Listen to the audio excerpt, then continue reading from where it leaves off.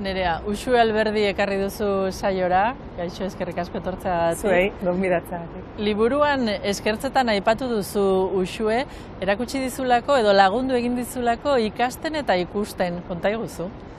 Bai, bueno, Uxue laguna dut, eta egia da sorkuntza prozesuan bide lagun izan detela, ez? Eta esaldi hori atera zitzaidan, ia, bueno, oharkabean edo eskerrak emateko bidali nion audio baten, ez? Hainitzan esaten, pixkat bukara, sorkuntza prozesuari bukara eman nionean, hausnartzen egin nintzen, zenbat ikasi deten, liburu hau idatzi dudan bitartean, ez? Askotan aipatzen dut karrera unibertsitario bat bezala izan dela niretzako. Uxuekin elkarrizketa mordoxka bat izan ditut pertsonaien inguruan, egiturak, istorioak, eta hor konturatu nintzen, lagundu didala eta oso aholkunak eman dizkidala, baina arreta handia jarri dula berak, niri igual baliabideak ematen, ez? Eta horregatik lagundu dit ikasten, hemendik aurrera ere nik ikasi ahal dezadan, eta lagundu dit gauza garrantzitsuak ikusten, ez? Literaturari dagokionez eta gauza desberdinei dagokionez.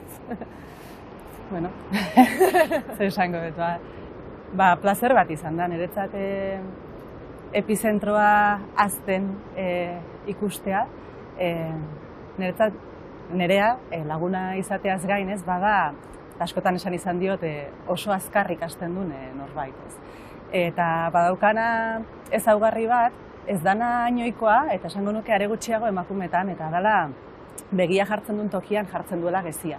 Eta zerbait nahi duenean, horren bila doala, eta eskatu egiten dituela baliabide horiek, eta oso ondo jartzen dituela praktikan. Niretzat harrigarria zen, harrigarria edo, ze galdera onak egiten zituen, eta momentu batean nik arazoren bat edo ikusi eta seinalatzen baldin banion ze azkar soluzionatzen zuen. Eta aipatu ditu baliabideak, eta nik uste idazlearen ofizioan edo oso importantea dela, ni behintzat nahi nuke gure artean erraminta horiek elkarbanatzea.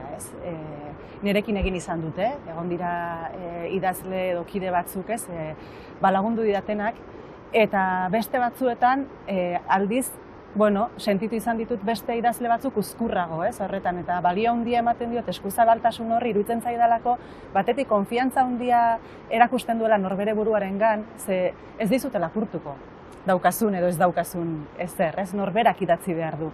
Baina egia da, urteak aurrera, gauzak ikasten direla, ikasten dela non bilatu, hiztegia nola aberastu, zertan erreparatu, pertsonaietan, egituran, giro bat nola sortu, zertan egin dezaken erren, zertan deskonpensatu daiteken testu bat.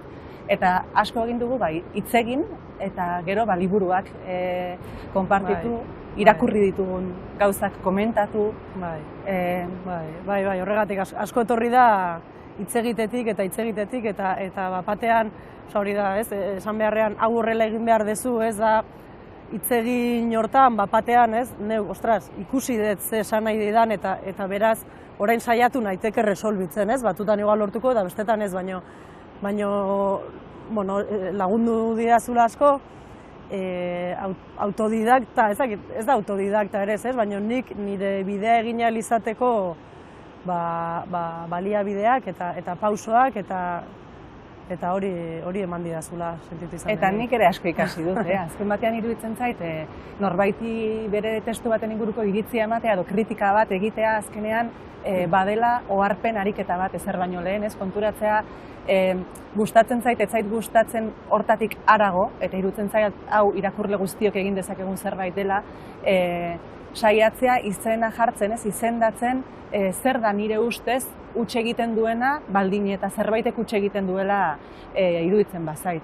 Eta hori da etengabe idazle batek bere testuekin egin behar duena, eta besteen testuetan ere arreta jartzen duenean, asko ikasten du norberarentzat ere, orduan iruditzen zait irakurtzea eta idaztea izan daitezkeela parte batean ekintza bakartiak edo jardun bakartiak, baina pixka bat konpartitu ezkero gehiago eta hobeto irakurtzen eta idazten ikasi dezakegula.